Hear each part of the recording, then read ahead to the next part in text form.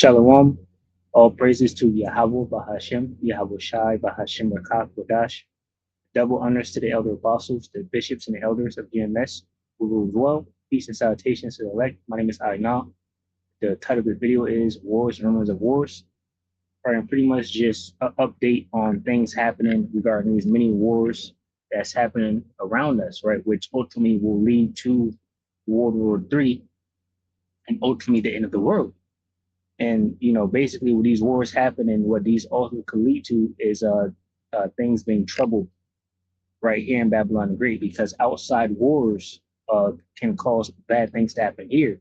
For example, you have the Strait of Hamas over there being troubled and blocked by Iran, and a lot of oil flows through that area over there, which reach back to places it needs to get to, and this could increase fuel prices, right, and energy bills, and a lot of many other different things. It also will disrupt trade, right? So it'd be harder to get food because of the wars. You see, sometimes they're doing the wars and they're closing down the sky for flights and things like that. So wars cause a lot of problems, and ultimately that's the time period we're living in, right? Just war trouble, and all we can do is keep warning, right? Until this thing pop off, and we are very nearing close to that time, right? If nothing happens, then we're in the month from November, then you have December, then 2026, and pretty much a lot is happening. It's all happening. We're walking right through what is happening. Jobs are being lost. People are going homeless, right? I wouldn't be surprised if our people are taking themselves out of here because they can't afford to live anymore. Trump is not allowing homeless people to live on the streets no more. So now you lose your job, you become homeless, you can't live on the street, and you get transferred to a slave camp. And at a slave camp, you end up dying. So you got that. Food prices going crazy. You got earthquakes all over the place. You got famines all over the place. A famine is about to hit America. There's still no food stamps. The government is open and people are still hungry. You have martial law troops in the streets. You know, People are not able to get to their jobs on time and things like that because these ICE agents is blocking the rules, and many protests and uproars of the people and things like that. So the seas are troubled. We're in the thick of it. It's hot, but we understand how bad it's really going to get. So the scriptures say this is the beginning, right, of troubles. And I'm gonna grab that real quick because I mean, pretty much that's what I'm getting into. This is the beginning. A lot of people, you know, they just, I guess, they're somewhat good, so they think it's good. They think, okay, no, that's that crowd of people, so I'm good because it hasn't affected me. But the thing is, it hasn't affected you yet, right? What is it, Matthew? 24. Right, Matthew 24:6. I'll just get to the point. It says, and ye shall hear of wars and rumors of wars, see that ye be not troubled, for all these things must come to pass, but the end is not yet. For nation shall rise against nation, and kingdom against kingdom, and there shall be famines and pestilence and earthquakes in diverse places. All these are the beginning of sorrow. Yeah, because complete hell is about to be unleashed, right? And all this is boiling it up. All these things mixing up, the wars, the famines, the pestilence, the trade getting strained, right?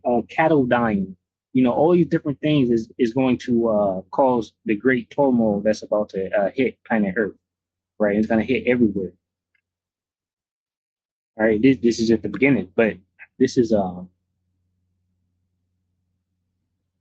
Second Edge 15:14. It says, "Woe to the world and them." And matter of fact, I want because I just seen that you have, of course, these false prophets. All they do is make up new false doctrines to bring out, and it's just best to avoid them. And we keep warning about them. The only people that you should be listening to, in my opinion, that's on YouTube. I don't know too many other camps besides the main ones you see, but GMS, right? Great Millstone. You should be seeking out the elder apostles, right? Scriptures talk about let me grab that, wearing out the doorsteps, I believe, wearing out the doorsteps of the elders. I believe is what it say.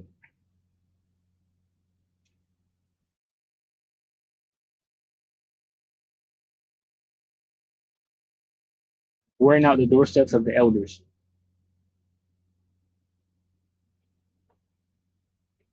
All right, let me see if I can find that.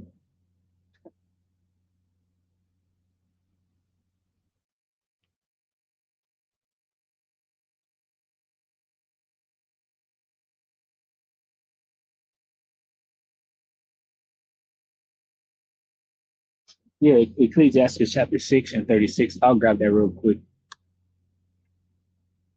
It's kind of crazy. I had my YouTube my Google. Sometimes if I can't find something, I'll search it up, and it started acting funny with me searching, so I switched over to the voice chat. Now the voice chat not working, but that's just Satan trying to stop the message, right? The scriptures say, "With all that getting, get understanding," right? And that's what we try our best to do. So the devil, Satan, does not want it to happen, right? He deceives and don't allow things to basically play out how they should play out. So anyway, it says Ecclesiastes chapter 6, and started I just started 32. Ecclesiastes chapter 6 and 32 says, "My son, if thou wilt, thou shalt be taught, and if thou wilt apply thy mind, thou shalt be prudent. If thou love to hear, thou shalt receive understanding, and if thou bow thine ear, thou shalt be wise. Stand in the multitude of the elders and cleave unto him that is wise." Right, and we have our elder apostles of GMS that has been teaching the same message since the 1960s, right? Since the Great Awakening happened, pursuant to Ezekiel 37, right? So these are the elders that you should be seeking after. It says, "Be willing to hear every godly discourse, and let not the parables of understanding escape thee." Right? Going back to that, with all that getting, get understanding. Right? It says, "And if thou see a man of understanding, get thee betimes unto him, and let thy foot wear the steps of his door." Right? You should be, clicking on the videos of the elder apostles, right? The men of GMS to get this knowledge, the understanding, right? The truth, the 100% truth. Be able to attend the live camps, and be out there. That's a good thing also to do, you know. It says, "Let thy mind be upon the ordinance of the Lord Yahweh Bashmal Shai, meditate continually in his commandments. He shall establish thine heart and give thee wisdom at thine own desire," right? And the heart is the mind. So ultimately, you should be seeking after the elders, So basically, it says, Matthew 24:5, "For many shall come in my name, saying, I am anointed, and shall deceive many." And that goes into your false prophets, people that say that the heathen can receive, salvation. The scriptures say that the heathen will be servants in the kingdom to come, right? That's not salvation, and they won't be delivered out of the great destruction that's about to take hold, which is that nuclear war, right? Only the elect of the Israelites will be delivered. We even tell you that 2/3 of our own people of the Israelites will be destroyed along with the heathen, right? Because they chose not to hearken or to listen to the words of the prophets that the Most High Yahweh Bashem Yahushai sent to teach them. So these things are happening. We got some new ones coming out with Genesis. Actually, got to check it out and see what they're talking about regarding all nations, can be saved, which is not the case. It's a false, right, statement. They're deceiving the people. That cannot take place. So, like I was saying over here, just a warning about how these wars are going to trouble, the cities also. Second Ezra 15 and 14, "Woe to the world and them that dwell therein, for the sword and the destruction draweth nigh. And one people shall stand up and fight against another in swords in their hands, for there shall be sedition among them." Right, the overthrowing of the government, and that's a lot of that is happening. Even now, that is growing, right? They're saying Trump has dementia, he's drinking bubble tea. There's a lot of things happening where the maggers are not happy. They're not happy about it, right? It says, "For there shall be sedition among men and invading one another. They shall not regard their kings nor princes, and the course of their action shall stand in power." I was watching one TikTok video. They say, when things like this happen, the wise thing would do would to just resign. Stand like a lot of these people. Something happens, they just step down. I think even the King Charles or son or something, he has to give up his titles because he's connected to that Epstein list, right? And that's the Most High making his devil bear, right? Showing you that he is the wicked, he is the vile man, right, that the Bible speaks about, with all the atrocity that he commits, abomination that he does, right? It says, a man shall desire to go into a city and shall not be able, for because of their pride, the city shall be troubled, the houses shall be destroyed, and men shall be afraid. So let me grab some of these videos. Like I said, it's just an update. So I'll grab this one, probably like 6 minutes, probably. Less than 24 hours after the United States confirmed that Iran seized a tanker next to the Hormuz Strait, the IRGC Navy now officially confirmed that they were the ones seizing this tanker. Why did they do that, and where are things headed to now after Iran confirming this? Well, firstly, let's talk about the statement that came from the IRGC and several reports confirming that in Iranian media, talking about this event that took place and this action from the IRGC. The IRGC said that they seized this cargo tanker carrying 30,000 tons of petrochemicals.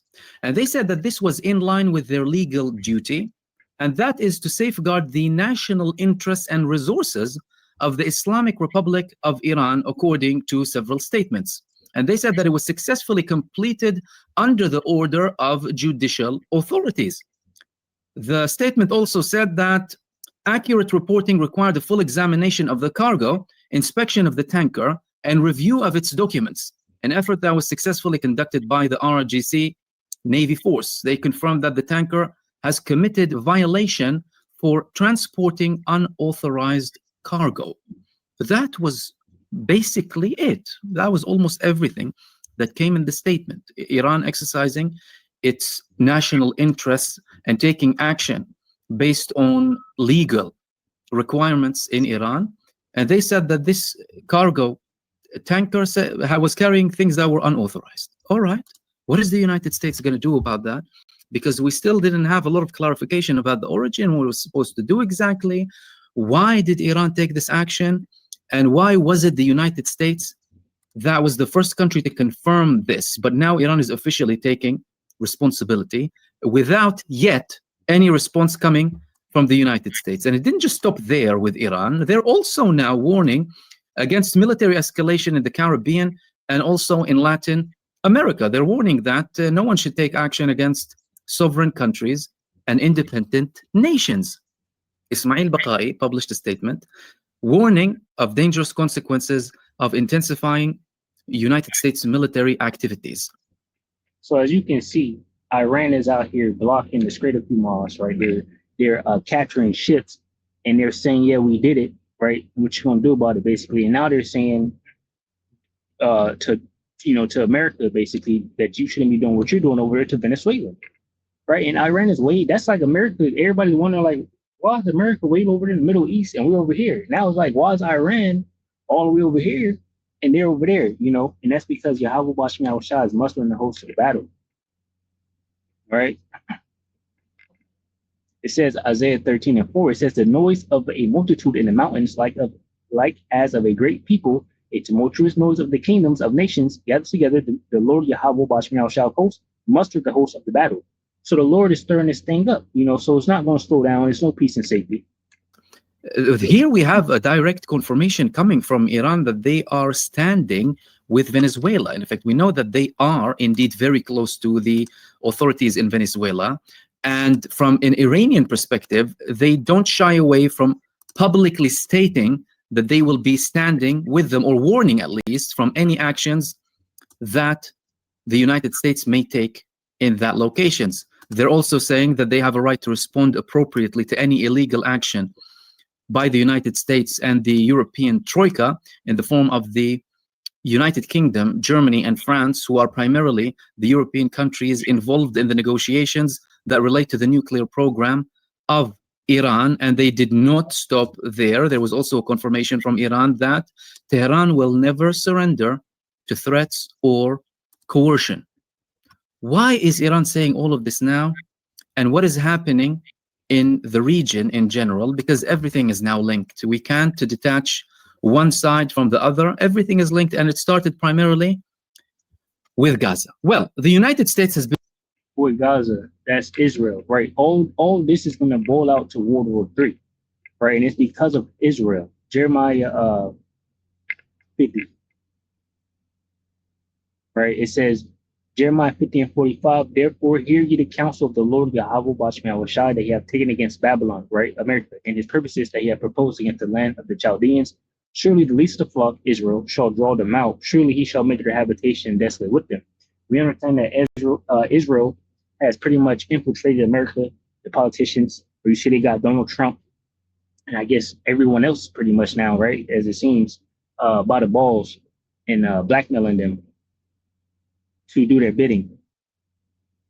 So pretty much America has been drawn out, and they're only going to be further drawn out to this war, which will be World War III. Been trying for the past couple of days to pass a resolution, and despite the fact that the American envoy, the Donald Trump envoy to the region, Steve Witkoff, is going to meet with Khalil al-Hayya, the head of Hamas in Cairo, there are still threats coming from the United States. This is not the first time that Witkoff is going to be meeting with the Hamas leader under the direct knowledge and approval of Donald Trump. But what's more serious than that meeting, because again, well, it happened before, is the statement that came from Mike Waltz in relation to the UN resolution that the United States wants to pass to have the ISF according to the formula that Israel wants. Mike Waltz said that failure to back the UN resolution based on Trump's Gaza plan, Trump basically Israel, Gaza plan, is a vote for Hamas and war. We're not just talking about a vote in the favor of Hamas, and a vote in the favor of war. That is a direct threat now coming from the United States, totally contradicting all of the efforts and talks to de-escalate and try and reach a solution. At least when it comes to going into phase 2 with the so-called ceasefire in Gaza, which is nothing but a slow-mo genocide being supported and backed by the... Yep. So basically, what is it, Psalm 55 and 20? There ain't no peace. There's no phases to try to bring peace. It says Psalm 55 and 20, he hath put forth his hands against such as be at peace with him, he hath broken his covenant. The words of his mouth were smoother than butter, but war was in his heart. His words were softer than oil, yet were they drawn swords. Yeah, these devils don't want peace. They never wanted peace. They want war, right? What is it? 1 Thessalonians 5 and 3. It says, for when they shall say peace and safety, then sudden destruction comes upon them as to dwell upon a woman with child, and they shall not escape. And that's the time we're living in. Even this dude, Maduro's over here talking about peace, and you won't see that peace. Let me see where that's at. Okay, look at this. Are we at 8:30?